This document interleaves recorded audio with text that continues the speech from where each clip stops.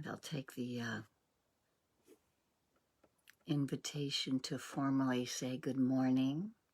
Portland Insight Meditation Center's 7 a.m. morning sit from dedicated practitioners and brand new practitioners. All are welcome.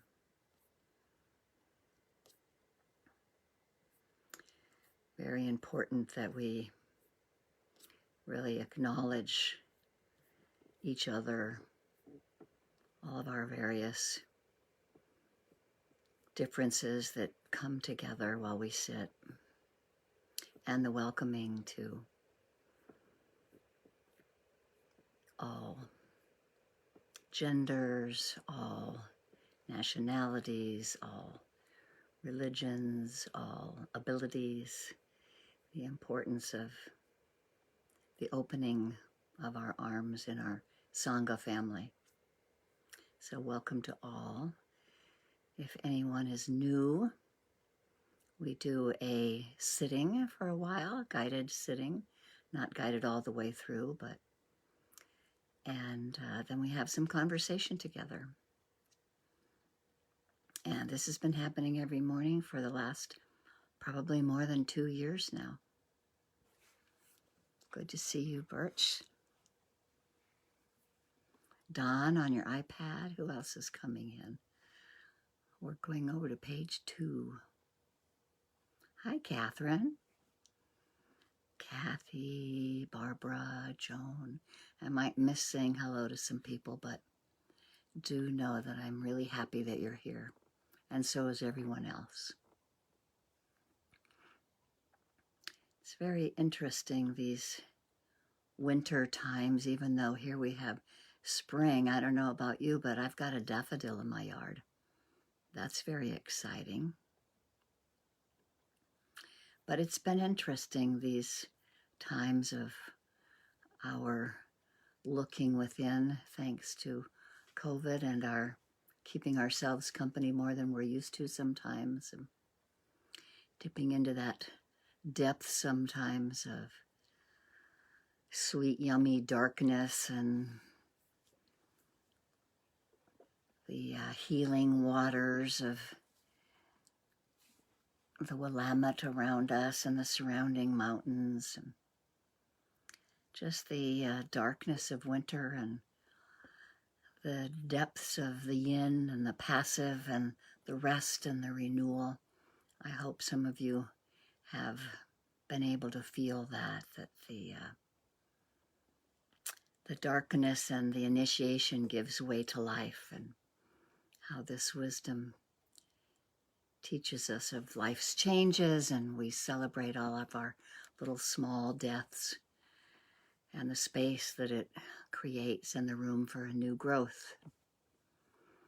Ever onward in this long cyclical dance. And this wisdom, I think, of the fluidity of the seasons and our cycles, and it's the wisdom of the necessity of all the aspects of this continuum that we carry on in together.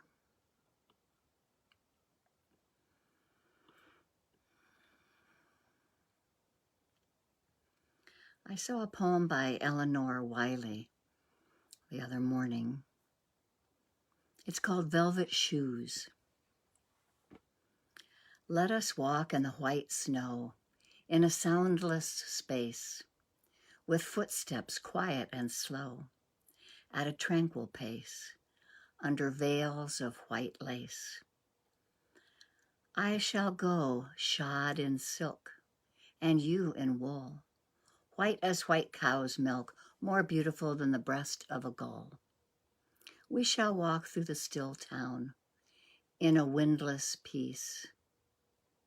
We shall step upon white down, upon silver fleece, upon softer than these. We shall walk in velvet shoes wherever we go. Silence will fall like dews on white silence below. We shall walk in the snow. I don't know if very many of you have made it up to snowlands this winter. Hopefully there's still a chance. But I like the idea of walking in velvet shoes wherever we go, even if we're not walking in snow. Reminds me of Thich Nhat Hanh and all the other meditation masters who really teach walking meditation, and how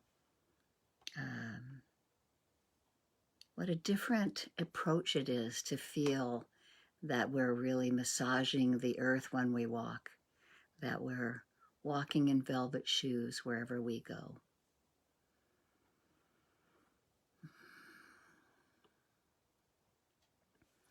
So let's start our morning with the ringing of the bell, inviting the sound arriving at the ears, pure sound.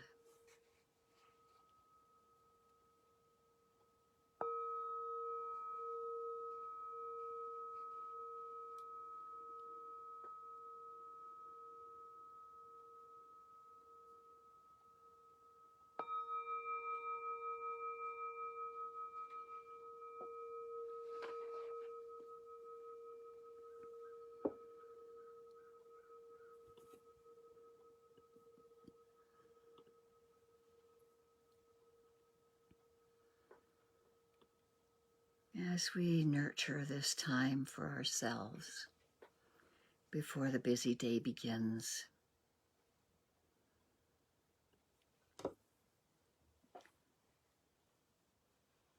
in kindness and gratitude to ourselves for getting up, making our way to our cushion or chair, and having the intention of exploring the heart and mind in this surrounding of silence.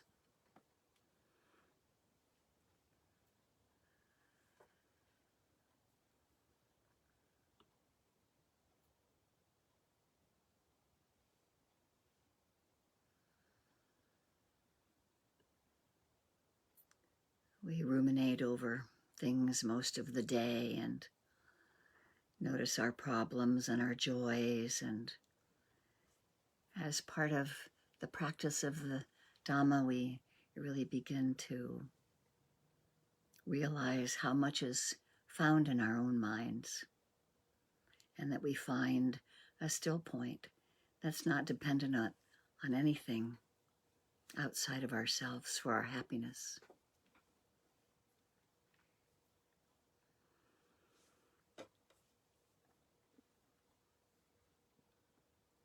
And as we settle, just allowing a sense of ease, a sense of relaxation to flow behind our eyes, our temples and our jaw, relaxing our tongue, relaxing the muscles around our mouth. We can have a soft inner smile, appreciating this rare opportunity in this human birth, and rarer indeed to be able to practice the Dhamma and listen to the Dhamma. For that we have great gratitude to the Buddha, the Dhamma, and the Sangha, to the illuminated mind that is accessible to us, and the inner truths that we discover, and the truths of the Dharma brought down to us through many generations of nuns and monks and lay people. For that there's great gratitude for the Sangha. And it gives us a safety, it gives us a container. Understanding the precepts and living by them as best we can, we have that safety and trust.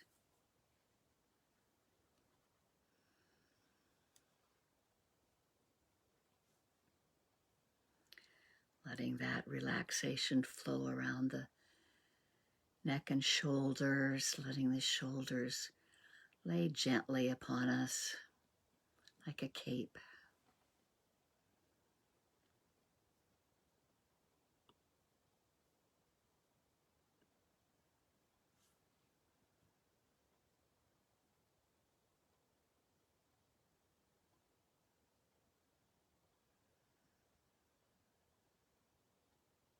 Feeling our buttocks on the cushion or chair, letting gravity hold us,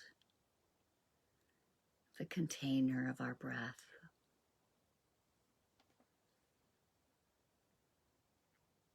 And we can feel the sensations of touching our feet on the floor or wherever they are touching. We might notice pressure, tingling, heat, movement.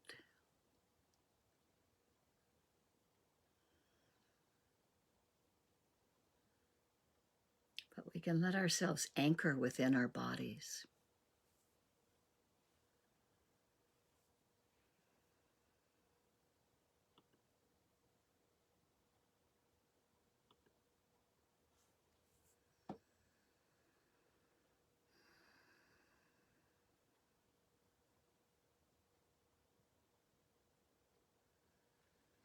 Holding ourselves in kindness and gratitude, having a natural softness arising to cradle us, and having just enough energy to be present and to find interest as mindfulness sees what arises and awareness is present.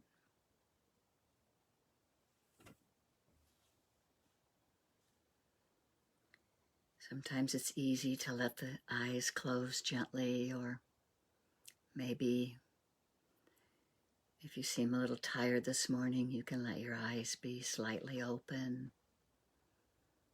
It's also just fine to meditate with your eyes open and just let the softness of light around you keep your awareness.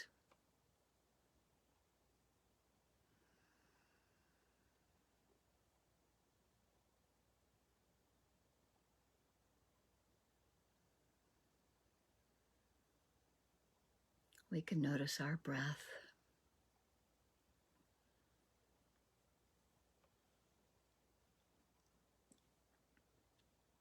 One of the few places in the Buddhist teachings of the direct teaching of the breath and breath meditation in the Anapanasati Sutta. And it's also in the Satipatthana Sutta. The 4 foundations of mindfulness are there. Mindfulness of the body, mindfulness of the breath,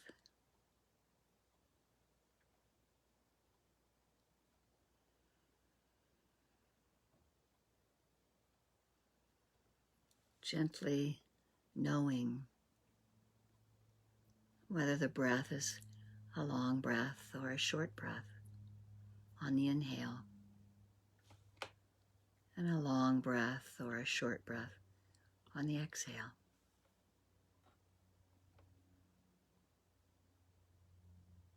And where do we feel that breath?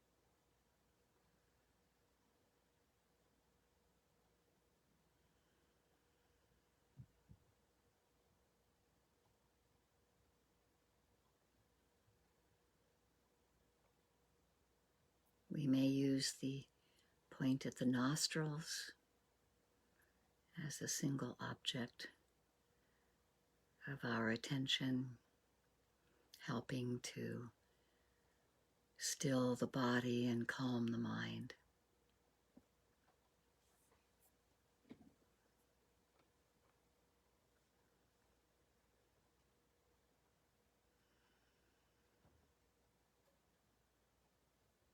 We can also feel it at the diaphragm, pressure as we inhale and the release of that pressure on the exhale.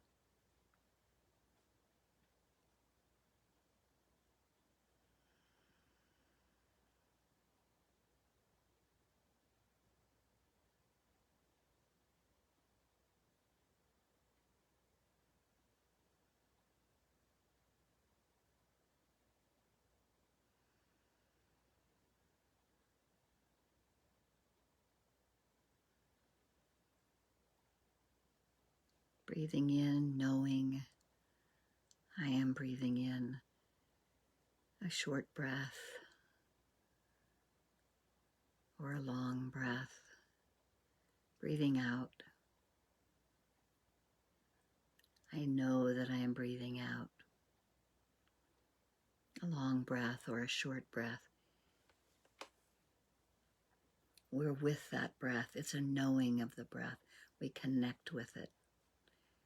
Awareness is there and we sustain our connection with it until it passes.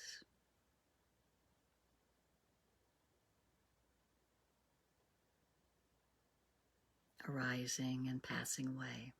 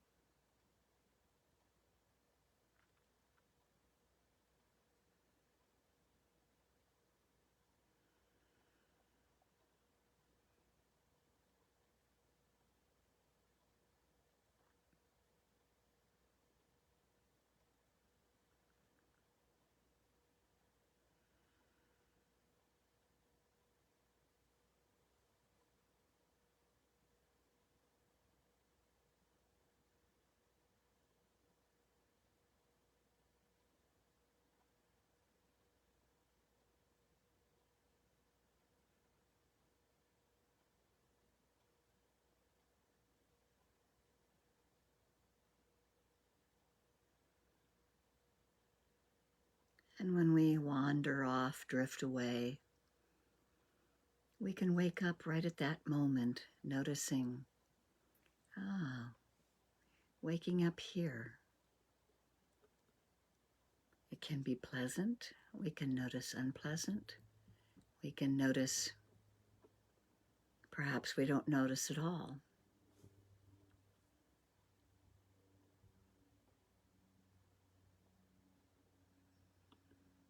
There might be confusion as to whether it's pleasant or unpleasant, but we have mindfulness there and we have awareness there.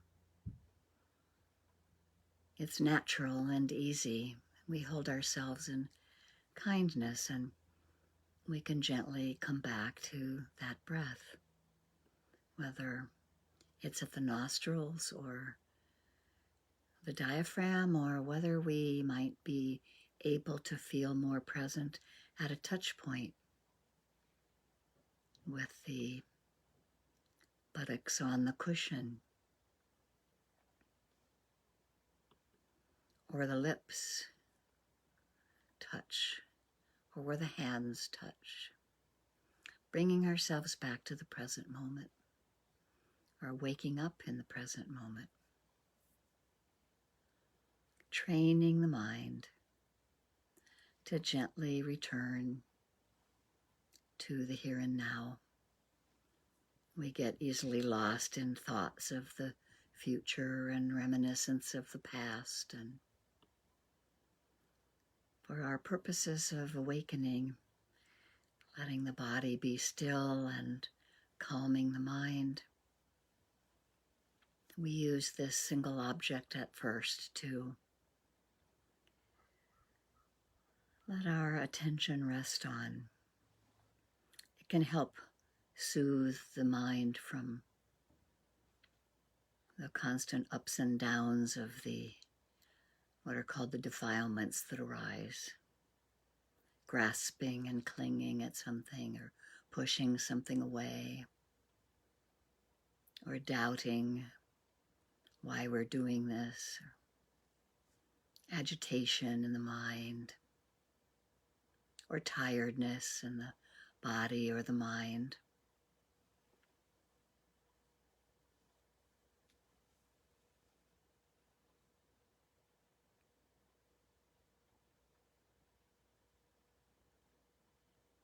And we can brighten the mind and uplift the mind at each of those moments that we realize that we're aware of what's happening. Even if it might be something that's not very skillful. We're lost in a thought that is not skillful thinking. That's okay, we're waking up in that moment. And we can once again nurture kindness, compassion for ourselves. We can be aware of the effort that is arising, just the right amount of energy and confidence that brings these mindfulness moments connected together.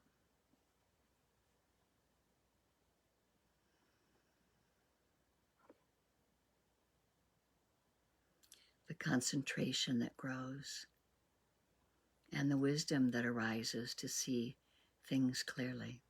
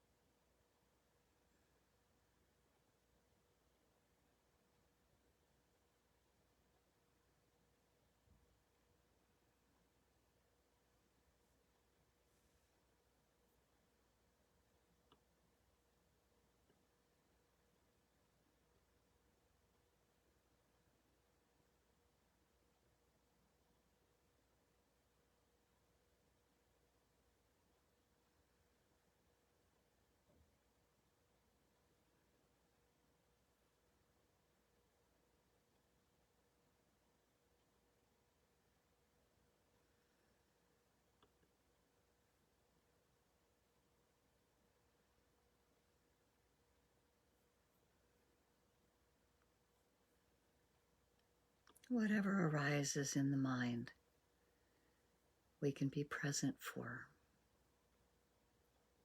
We start from there. That's what we are aware of.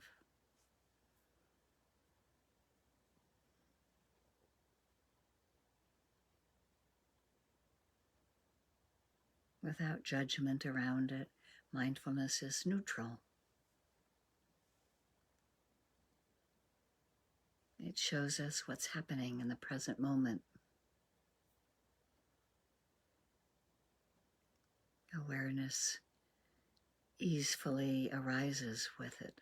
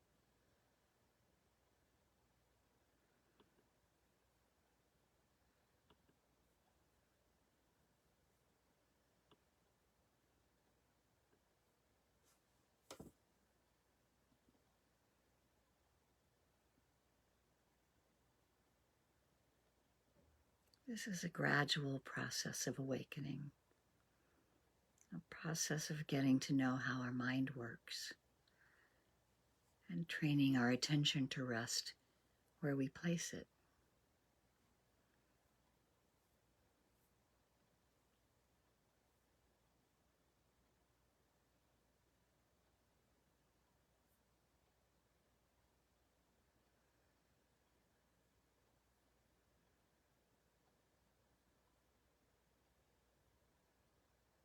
We're getting familiar with our minds and hearts.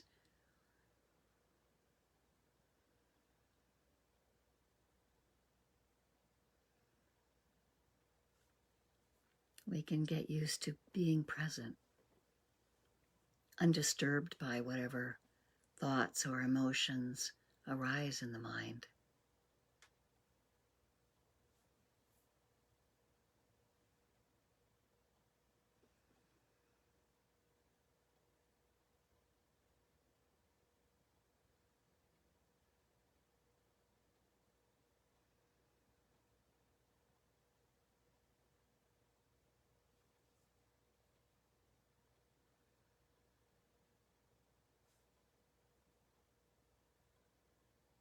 We can let the thoughts rest. We can notice them as thinking arising without grasping on to the thought. Letting the thoughts come and go like clouds in the sky or a breeze through gauze curtains.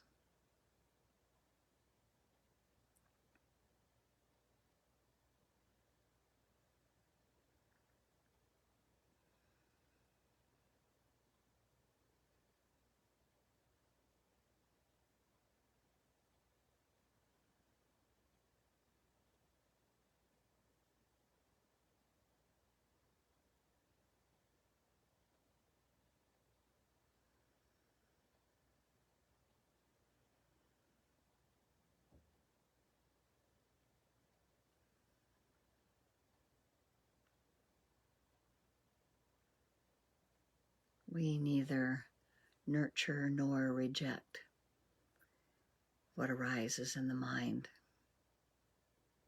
But we're learning how to be present in the face of whatever arises in the heart and mind.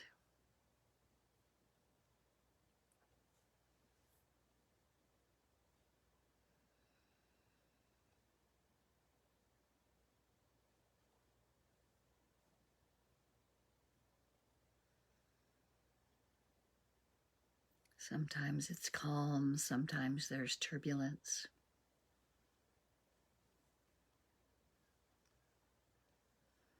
We can see it all come and go, being present and aware.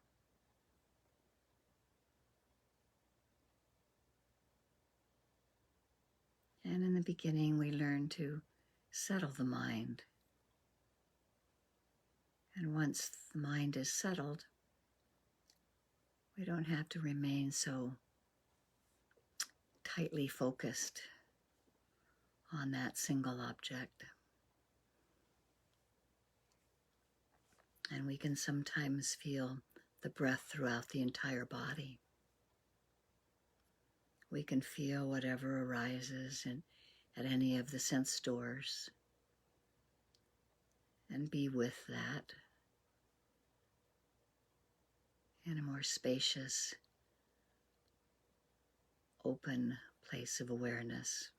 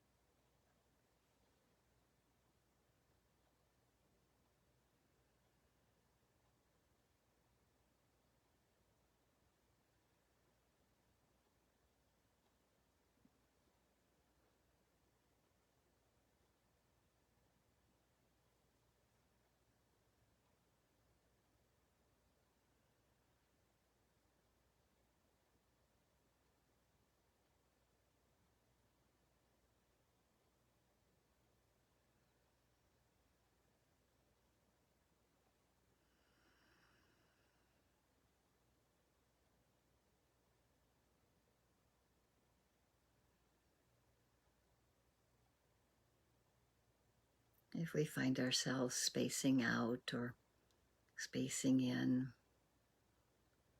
we can just begin again, right where we are, attending to the breath,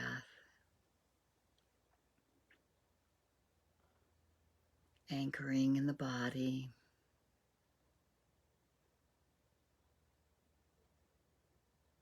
noticing sensations in the body.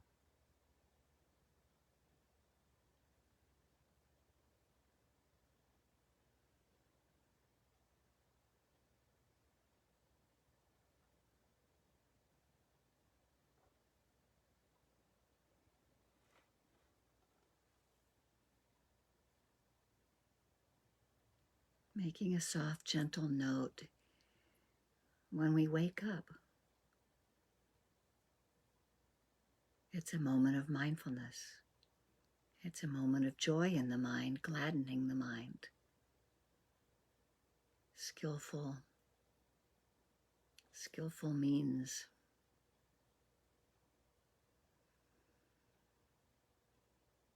letting ourselves be in acknowledgement of those waking moments.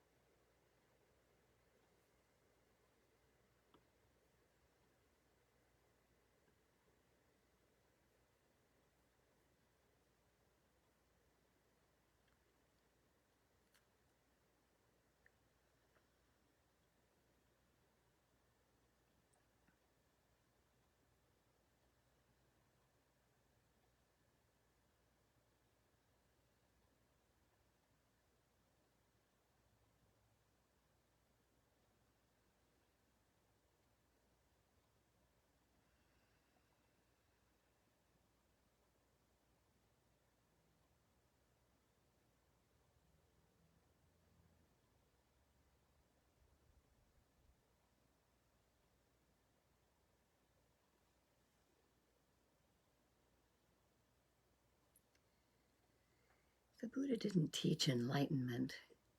He taught the understanding of our contribution to the stress that's inherent in life and the cessation of our contribution to that stress.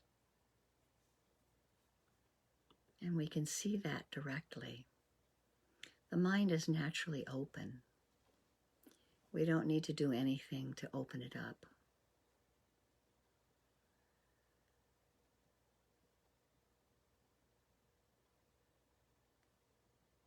Yet everything that appears to us appears in the mind.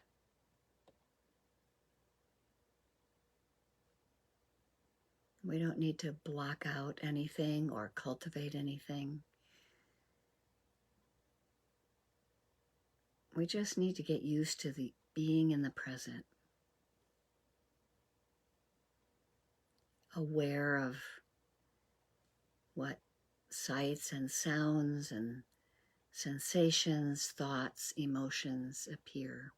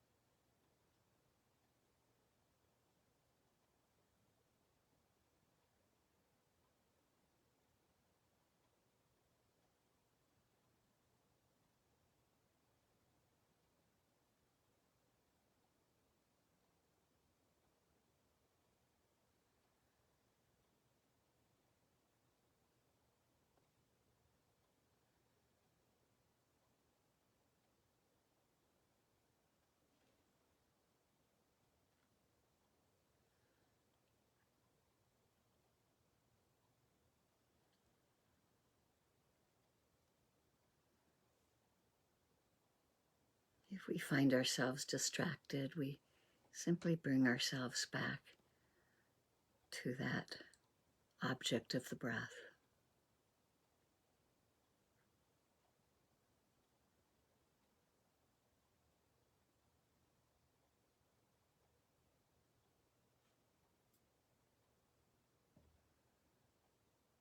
We can remain mindful of the object.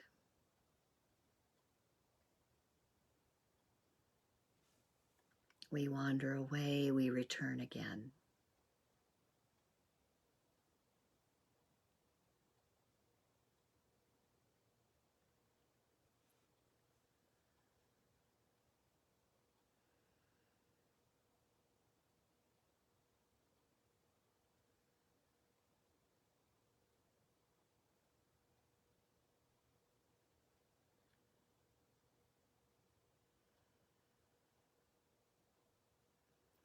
Or we can feel the container of our bodies,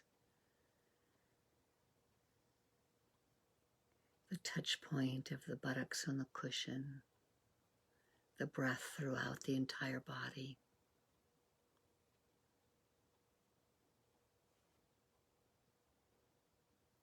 Fully present in the moment.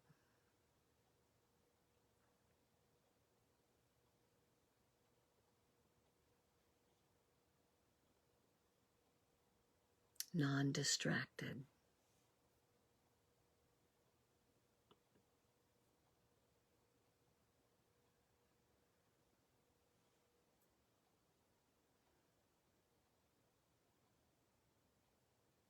That natural quality of our mind when it doesn't have quite as many distracting thoughts and emotions. And when they do arise, we greet them, notice them for what they are, constantly changing, arising and passing away.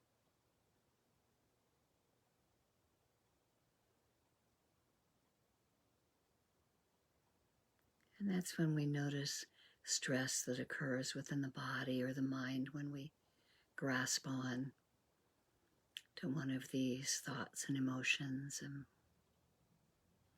or maybe it's a physical pain in the body. And if we're really present with that, we may notice that it too has the qualities of anicca, anatta, dukkha. It arises. We can't hang on to it. It lasts for as ever long as it lasts, and then it disappears.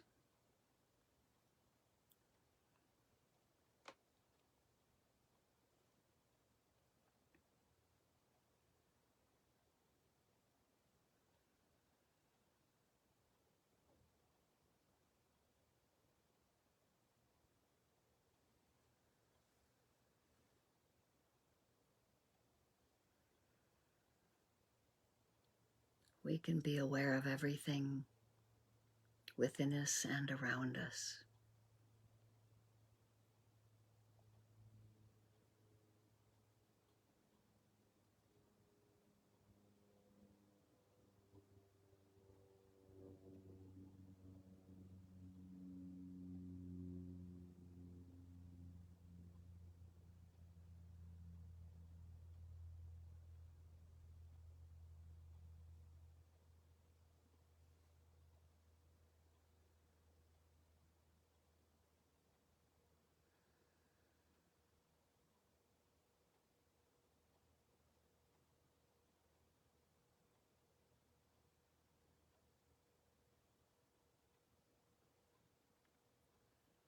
Remaining in kindness to ourselves, gentleness to ourselves.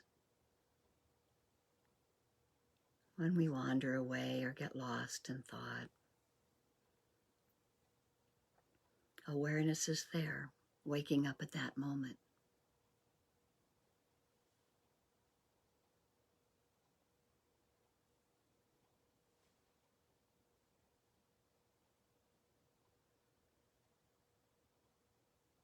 That moment of knowing that we've become distracted.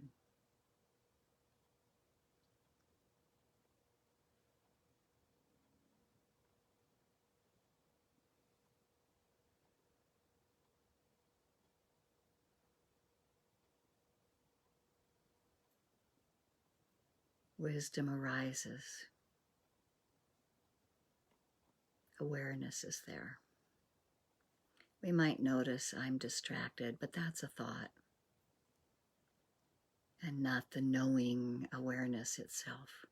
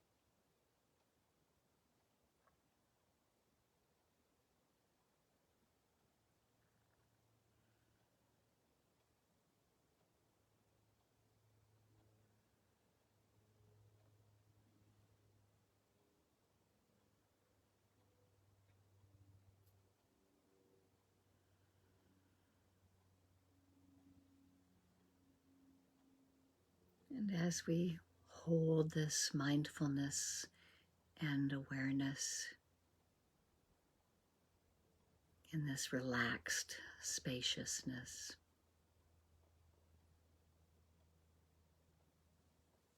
we can hold ourselves in this kindness, in joy. You may bring to mind something that brings happiness.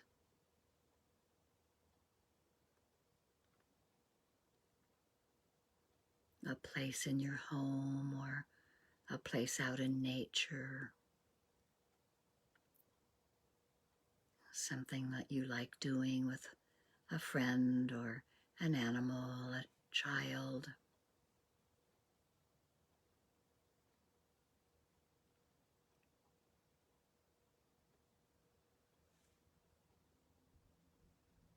We can let this feeling of kindness and well-being nurture and permeate ourselves.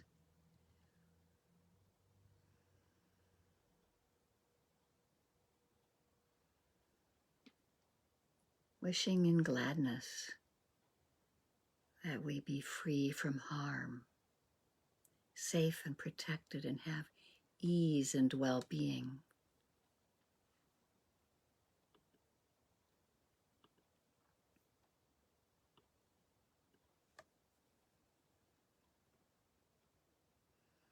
Recalling that inner smile, letting it spread through our bodies.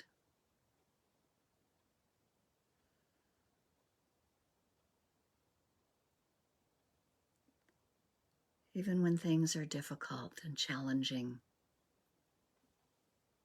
may we have compassion for ourselves. May we hold ourselves gently in kindness and compassion, noticing moments of joy.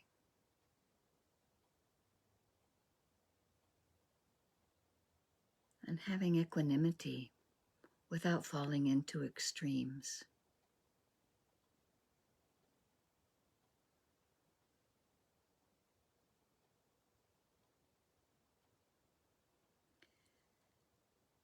And may this feeling in our hearts and in our container of our being expand to a close friend.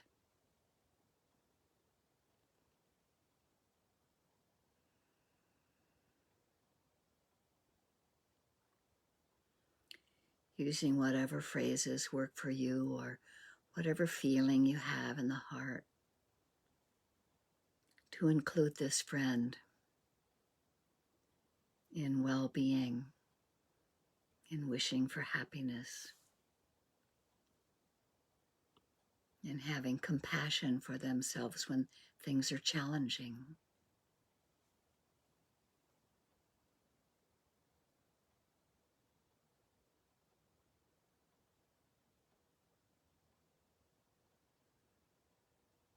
Noticing moments of joy, cultivating joy, and letting equanimity, the feeling of staying balanced even when things are challenging, because of that kindness. May this friend have happiness in the causes of happiness.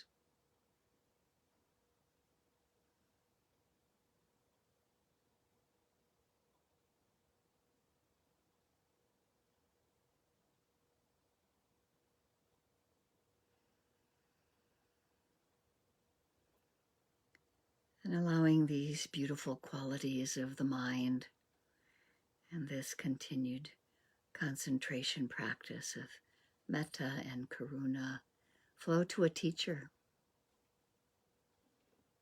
It could be a child, it could be an animal, maybe it's your first meditation teacher. You never know who comes into this category sometimes. Envisioning them happy and healthy.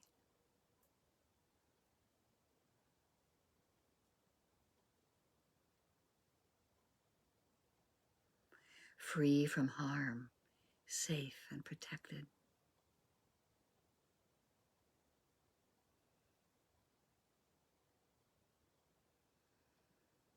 Or whatever words come to mind or feeling comes to heart, encompassing this teacher.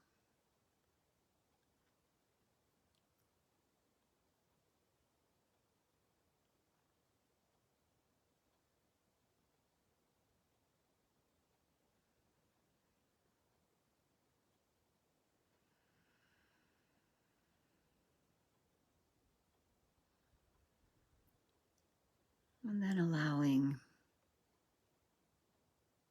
the spaciousness of our hearts to include a neutral person or a group of neutral people, someone we don't know, but maybe we've seen quite a bit.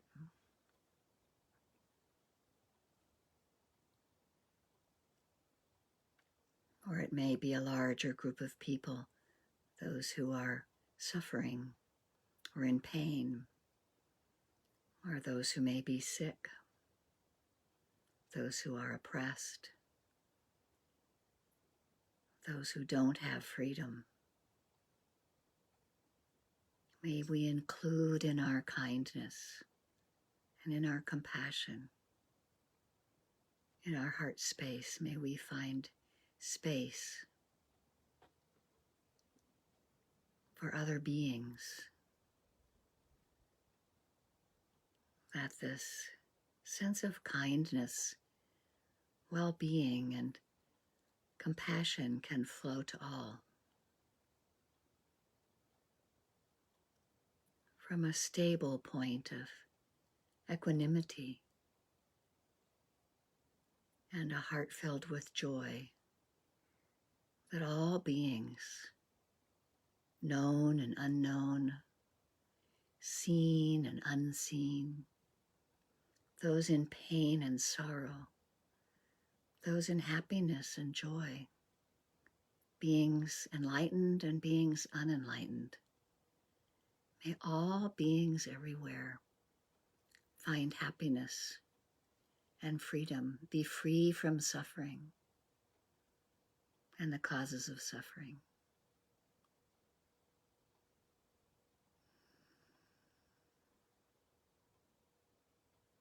Those that swim and fly, crawl, walk,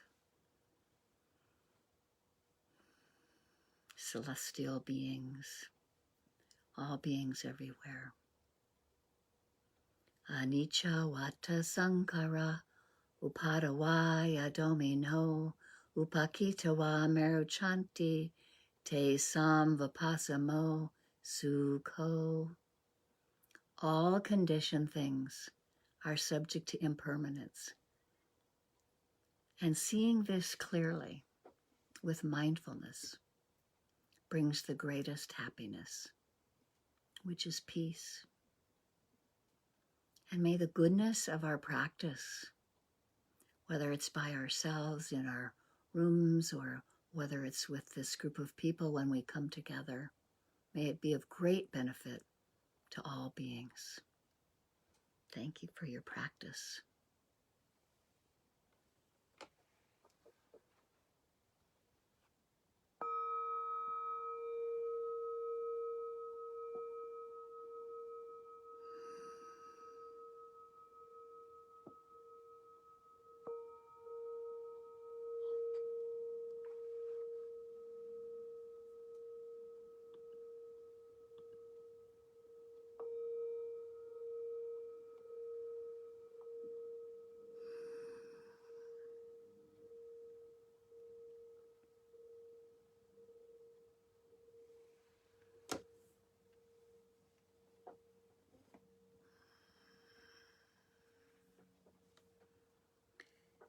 As we open our eyes gently, letting these feelings of kindness, compassion, joy, Some source, equanimity flow to each other in the Sangha. Great appreciation and upliftment and gladdening to the heart and to the mind for being here.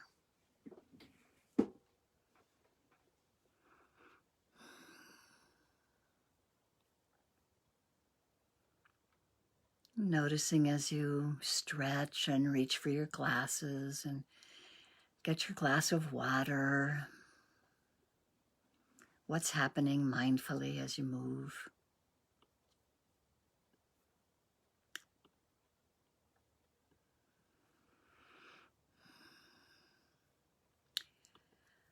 And I thought this morning that I would take the opportunity, because this came up when I was here on Wednesday, that I think sometimes people have a hard time finding other classes that are offered.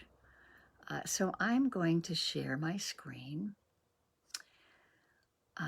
with the PIMC website to point out a few things. Anything that's new or coming up is usually over here on the side. In the middle, you know, is where you can go to join every morning or to come on Sundays. In the middle here is the Google Calendar that you can move along to see what's coming. And so, for example, coming up this Sunday night is a brand new offering of an affinity group, Be Queer Now. And we have Birch with us. I don't think Kat is here. Because it's new, there's an announcement over here. So you can read more about it, click on it, and go to the little discussion about it. And I'll come back in a second to you, Birch, to see if you want to say anything.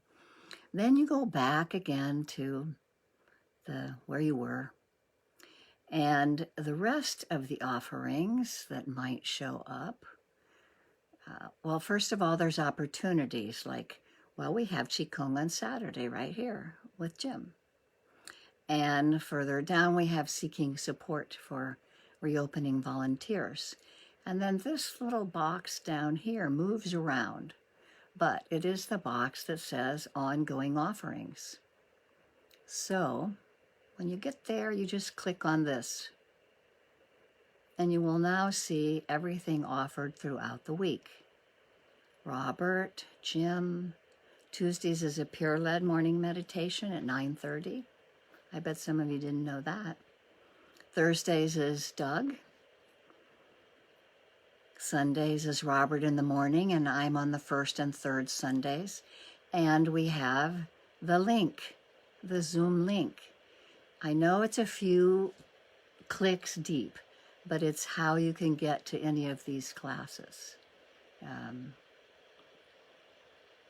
As well as doing the calendar. The calendar, oftentimes, you still have to click through to another option.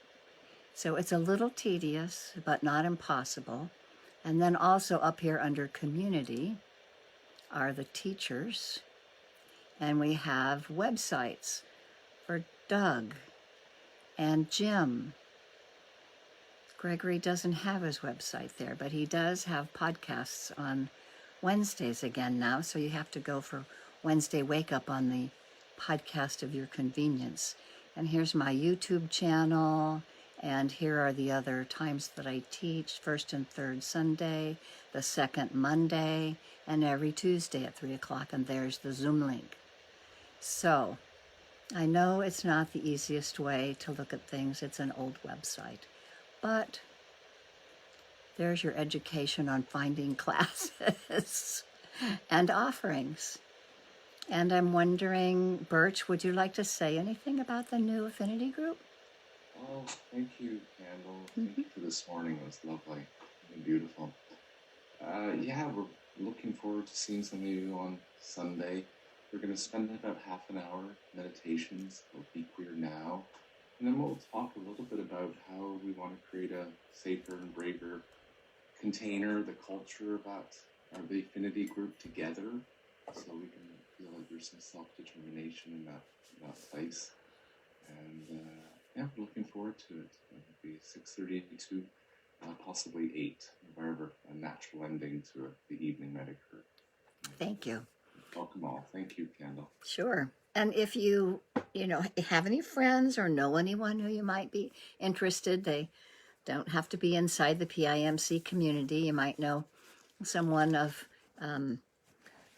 non-binary or LGBTQAI plus, and they might be looking for a safe new group to sit with. So keep that in mind, and you can go to the website and send them that link for registering. And as you know, all of our teachings are in the style of the Buddha of based on generosity of giving. And so whenever you feel you can, it's always helpful to go to that webpage and give some extra donation of generosity. We're all excited, of course, keeping our excitement at bay until we actually open sometime, maybe March, let's hope. So that being said, if I'm not forgetting anything, let's see if anyone else has something they'd like to share, how they've been feeling, how the sitting was for you, whether you thought about those velvet shoes walking on soft white snow or any place else. May you walk softly on the earth. Thank you, Catherine. It's nice to see you.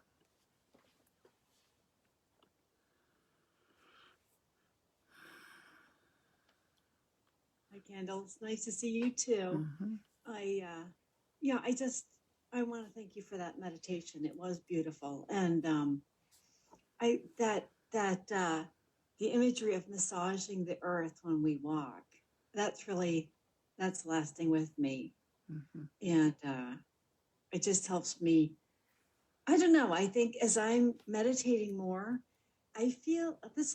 I don't know if this is going to sound how this is going to sound, but I've always, taken care of my body. But as I've been meditating and being really still with it, I realize it actually loves me back. I don't know if that, and if there's a self. I mean, there's something going on, and I'm feeling the same thing with the earth. It's not just that I love the earth, but the earth loves us back. And so that was really beautiful imagery, the velvet shoes and the massaging the earth. So thank you. Sure. Thank you for sharing.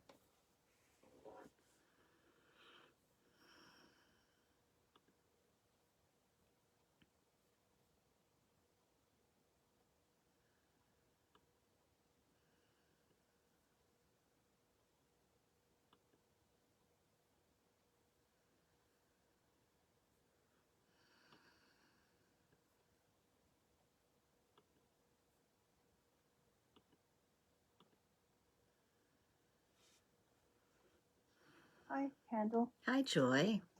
Thank you. So earlier in the week, I got some unfortunate news from my family, and now I'm really going to test the Dharma practice here. I was afraid that I'd fall back into a kind of craziness that I was raised with.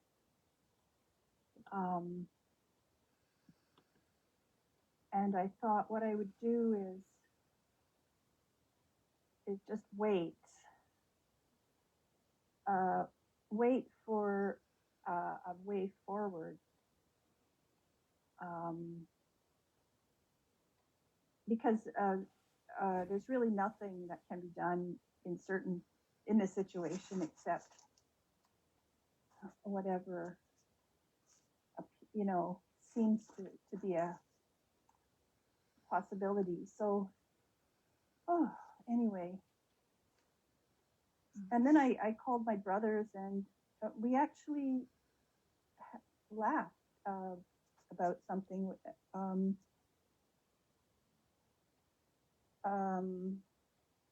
was nice. I'm a former Mennonite. Now I'm a Quaker and a Buddhist meditator. And I thought, maybe I'll descend into bad behavior and storm the hospital and cause a scene and get arrested. It would be kind of a relief from sanity. But that's not what I'm going to do. So anyway, I appreciate your thoughts on what to do in difficult circumstances when it's possible to be destabilized. And instead, we want to rely or take refuge in the basic sanity. Thanks. Sorry, it's a sort of confused conversation. No, totally understandable. Thank you, Joy. Yeah, the way the practice addresses all the joys and sorrows, the pleasure and the pain, the 8 worldly winds we encounter just as part of our being born human. And luckily, having the Dharma, we can have the opportunity to just hold ourselves in gentleness and in kindness and really notice in our bodies where a wild emotional state, where do we feel it? Is there tension at the throat or tension in the heart or tension at the belly? I think if we bring our attention back into the body, and I think what you're suggesting for yourself is perfect, to step back and to hold yourself in kindness while you're seeing, full on what's arising, and the appropriate action, the right action that doesn't cause harm to yourself or to others will well up in that silence for yourself. I think sometimes when we're really lost in a blustery amount of thinking and emotions, that if we have enough Dharma experience, we'll see it as also arising and passing, while we have this stability of being present with what is, and not acting until there's a clear path, like you said. And being kind. I also see that people have taken refuge in other things like depression or a structure of dysfunction. And it's very hard to relate to those kinds of situations. Like, why have you done this to yourself? Or I'm thinking, why couldn't you recover? Why couldn't you become a sane person? It simply wasn't possible. And sometimes in situations like that, I think the best we can do is to offer compassion and wish them to be free from their suffering. We can't change what they've been doing, but we can hold compassion in that kindness and compassion in our hearts to wish them to be free from their suffering. But I'm sure it causes a lot of internal pain for you while that's happening, and we can have a rush of, multiple hindrance attacks, where we can have anger and confusion and restlessness, and, all of the hindrances might come upon us at once. But knowing that mindfulness is present and nurturing equanimity to try to hold the balance, and noticing if you're falling into extremes. Other people might be falling into extremes, but you can't do anything about that except hold them in kindness. It's not your responsibility. Hold them in compassion and just try to stay neutral through that. And know that your Sangha is with you, and many people all over the world, many monks and nuns in many monasteries all over the world are singing the metta chant, and they are memorizing the Metta Sutta, and you are being given kindness and compassion from others that you don't know.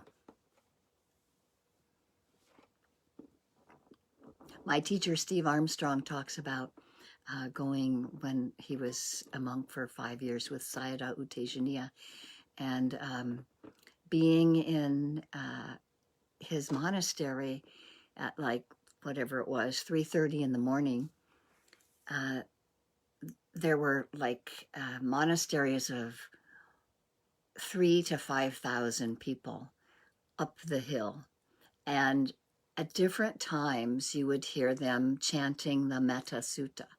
So you'd hear the first group, he'd hear the first group of monks, and then he could hear the nuns, and then he'd hear another group of nuns and another group of monks, and just the understanding that we are held by humanity and by Sangha and by like-minded people that we're not aware of.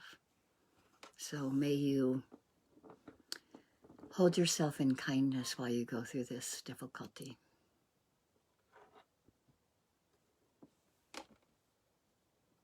And know that others are holding you there too.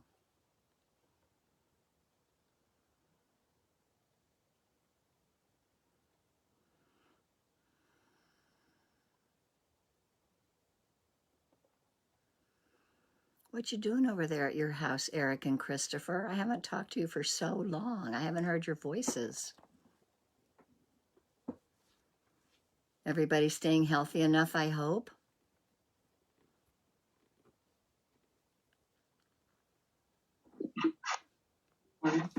Yeah, we just, I guess we're shy, so we don't say much. But, I did find what you were just saying really beautiful. It made me too. I had never, even though I chanted it a million times, and even though I, as an idea, knew that that happened, I never considered it in the way you just described it. And so I'm really grateful. I think that'll be helpful to me in the future. Mm-hmm. Mm-hmm. Mm-hmm. Yeah, it's nice to know, isn't it? And to have somebody firsthand tell you they heard it.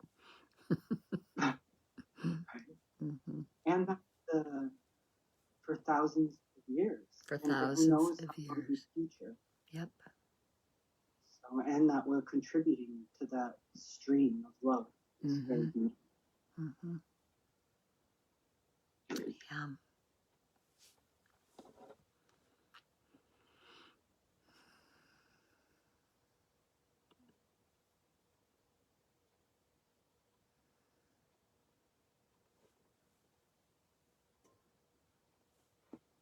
Hi, Jamie. Thanks for writing in the chat.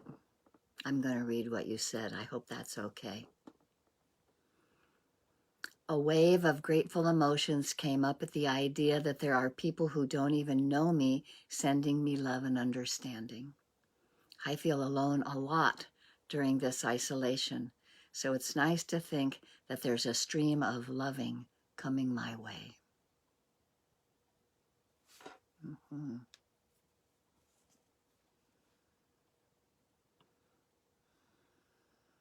If I can pick up on a little bit of that through the meditation for the first time, was a sensation of that anonymous caring.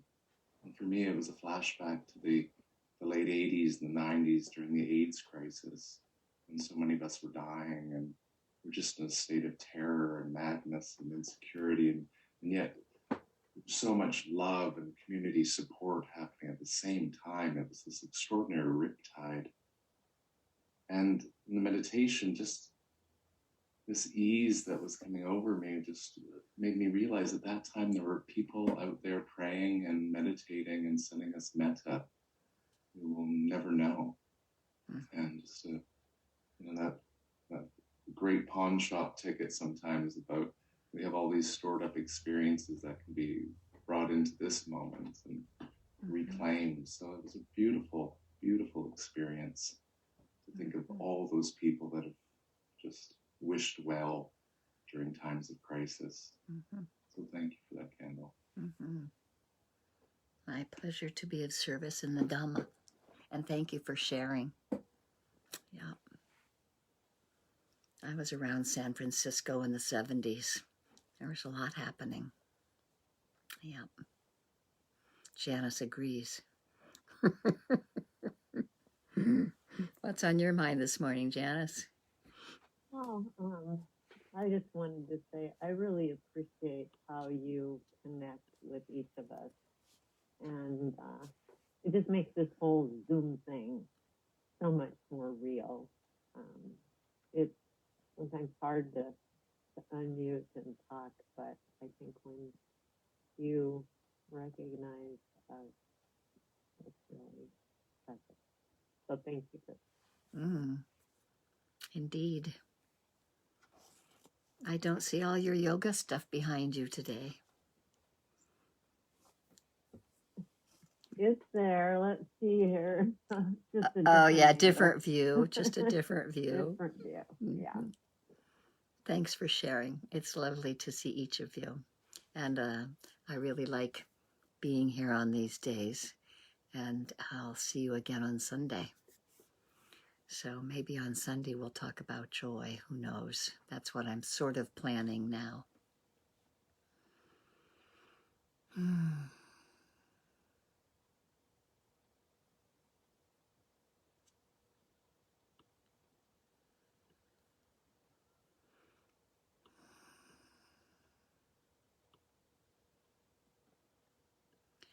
I'm thinking if I can find it. First, I just want to see if there's anybody else that has one more thing they want to say, something in your heart that's bubbling up. And then I think that I will find the sharing of the merit and put it on the screen. See if I can, there it is. Put it on the screen and let us all do it together. But I think I won't go for the cacophony because it's sort of long. So I'll keep you muted, but I'll chant it and you can chant it along with me. But is there anyone else that wants to say anything before we close out?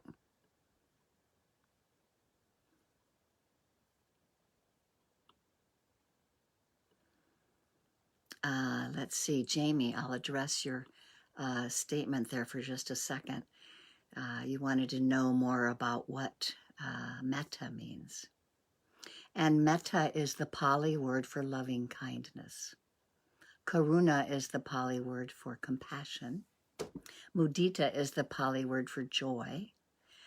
And upekkha is the Pali word for equanimity. So those four Brahma Viharas, the beautiful states of mind, I sort of weave them together in the end of our sitting, but often they're just dealt with one at a time. People practice metta for years at a time, and even just for oneself. So metta is a beautiful state of mind, of kindness and goodwill to oneself and others. You're welcome. Okay, I'm going to share my screen.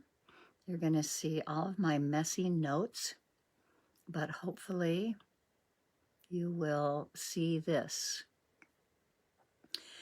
So as you chant, you go down on the downward arrow and up on the upward arrow.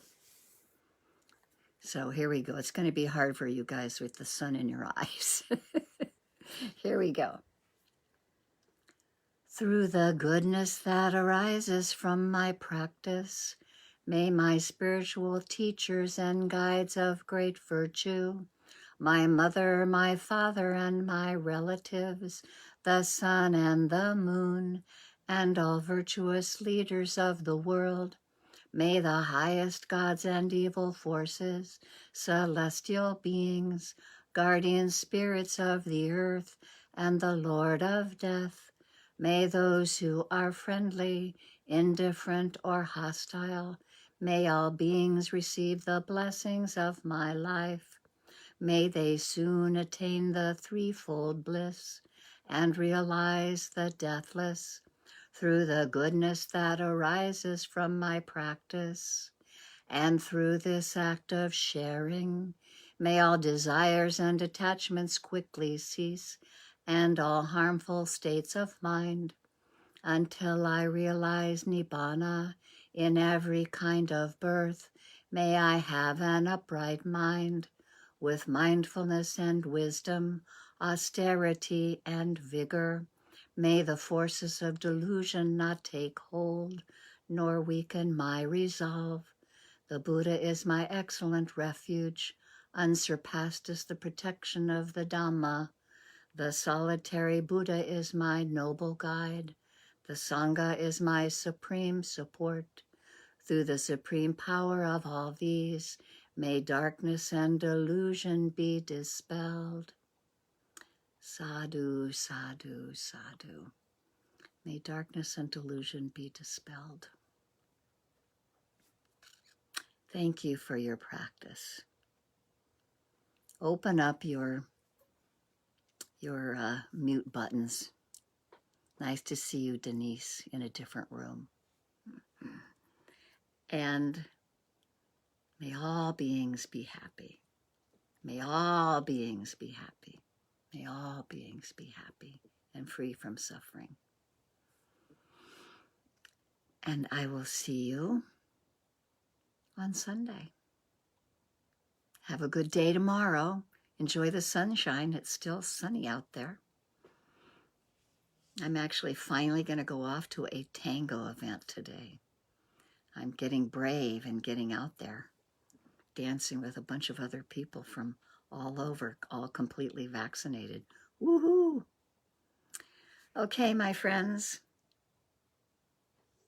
enjoy your day. May you walk softly on the earth. Bye, Candle. Candle. Bye, Had. Bye, Had. Bye, everybody. Tamara. Tamara. Bye-bye. Thank you, Candle. Mm-hmm.